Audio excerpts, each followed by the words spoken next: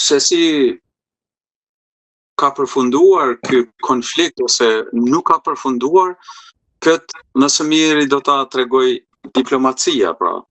Në qoftë se do të kemi diplomaci dhe në qoftë se palët do të ulen në tryezë të zhvillojnë bisedat e tyre, atëherë mendoj se është një fitore. Në qoftë se do të ketë lajthitje rreth diplomacisë dhe situata do të mbetet kështu pezull, ne kemi vetëm humс, të them kështu me një fjalë pak ma të thjeshtë. Natyrisht që ne herën e kaluar pra kemi trajtuar në mënyrë pak ma të gjerë, si të them, lindjen e konflikteve dhe unë qëndroj prapa aty se Islami politik pra është fajtori kryesor që shkakton këto konflikte dhe i cili mbi bazën e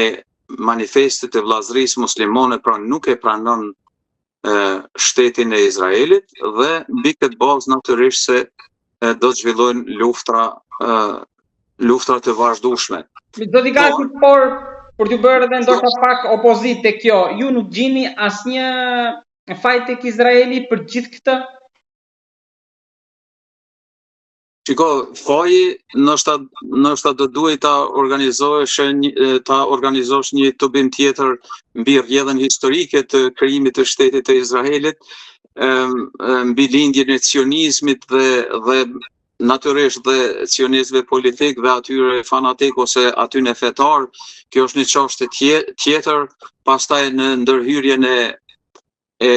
Mbretërisë së Bashkuar në krijimin e shtetit të Izraelit. Tani unë nuk duhet futem shumë gjën në këtë temë. Qëndrojmë këtu, por pyetja që lind tjetra është tek vllazëria muslimane që ju thatë që është pas kësaj, përse Iranit nuk i doli në krah askush nga vendet e tjera? Unë mendoj se vllazëria muslimane nuk është pra shtet, ajo është një organizatë e cila ka një byro politike dhe mbështet logjistikën e të gjitha shteteve dhe të gjitha organizatave të cilat pra punojnë në drejtimin e realizimit të shtetit islamik në përgjithësi ose sipas konceptit të saj të kalifatit, që ka vendosur në Kongresin e saj në vitin 1953, i cili sipas tyre do të ketë qendrën në Jerusalem. Pra ajo nuk ka mundësi me luftra të tilla ta mbështes as Iranin dhe as ndonjë shtet tjetër, por ajo përkujdeset fare mirë që shtetet në region, duke i përfshirë dhe të gjitha shtetet arabe, pra që të ngurrojnë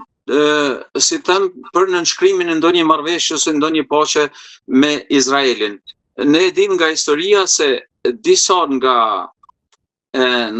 njerëz të shteteve arabe e kanë paguar me jetën e tyre, pra se kanë provuar të lidhin paqe me Izraelin, për shembull si Al-Sadati në vitin 1981 është vrarë nga Gama Islamia dhe Al-Jihadi dhe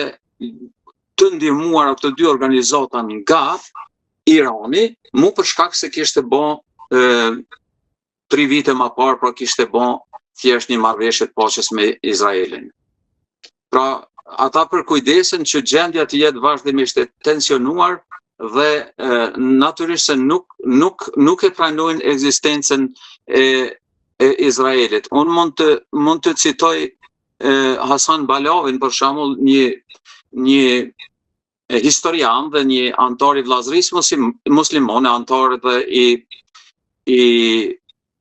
Fatahit, pra Lëvizjes Nacionale për Shërimin e Palestinës, i cili kishte deklaruar në atë kohë se Izraeli paraqet një kryqëzat të re për shtetet arabe. Pra, thjesht lufta kundër Izraelit është edhe lufta kundër perëndimit. Pra, kjo duhet kuptuar në këtë mënyrë, pra. Ata e kanë në shënjesër Izraelin një herë, zhdukjen e Izraelit, pastaj sigurisht që në fokusin e tyre kryesor është lufta kundër perëndimit dhe kundër sekularizmit sipas tyre. Dhe në 25 vitet e fundit, që t'jem shumë i sinqert, në mënyrë mjaft efikase e kanë drejtuar, si them, i kanë drejtuar organizatat e tyre drejt Evropës dhe ato po operojnë dhe me shumë sukses në Përpara se të vazhdojmë tek shtrirja në Europë, por edhe tu tek ne, ju lutem më jepni edhe një mendim si mund të do jetë ardhmja e konfliktit tani. Të paktën deri fund vitit do vazhdoj kjo gjendje, mund të kemi një reaktivizim prap të proxyt, pra të organizatave të mbështetura nga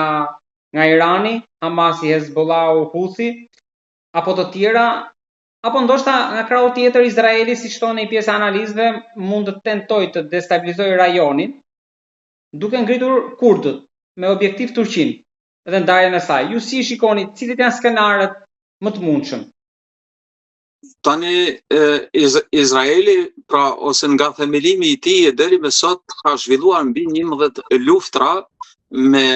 me shtetet e rajonit, pra ajo është vazhdimisht në luftë dhe përballet me akte terroriste të llojeve të ndryshme, pikërisht nga ajo që e thamna nga organizatat e Islamit politik, dhe ato nuk janë pak, deri më sot janë mbi 70 nëpër vendet arabe dhe vendet tjera islamike, dhe mbi 5-6 janë nëpër masa ndërkombëtare, pra botërore, por secili vend ka nga një prej tyre. Tani shtrirja ose nxitja e konfliktit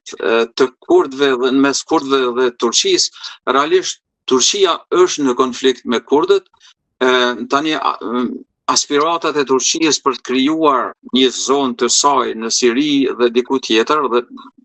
me gjashtë edhe kanë ndihmu pushtetin, tani rrëzimin e pushtetit të Asadit, është një çështje tjetër e cila sigurisht që mund të depërtoj përmes marrëveshjeve, sidomos përmes Shtetet të Bashkuara,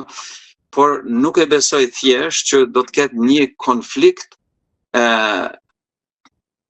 të ashpër qoftë edhe politik në mes Izraelit dhe në mes Turqisë, sepse të dy vendet sado që kanë fërkime, pra kanë interesa tjera në mes veti, sepse një konflikt ose një ashpërsim i marrëdhënieve të fuqishme me Turqinë, Izraelit do t'i kushtonte shumë, dhe pastaj dhe Amerika, Shtetet e Bashkuara janë në një gjendje jo fort mirë, janë në një gjendje shumë të vështirë, sepse Turqia është antar i NATO-s, pra do të duhet ndodheshin shumë gjëra për të ardhur deri te një konflikt i tillë mes këtyre vendeve. Pra Turqia do duhet të largohej ndoshta nga NATO, ose do ta bënte siç ka bënë Çipro, diku një sulm të vogël i cili për një kohë të shkurtër do të ndërpritej, por unë nuk e besoj thjesht, pavarësisht se I kam dëgjuar analistë që flasin, por nuk e besoj se do të vjen të një ashpërsim aq I madh I marrëdhënieve mes Turqisë, Izraelit dhe Shtetit të Bashkuara të Amerikës,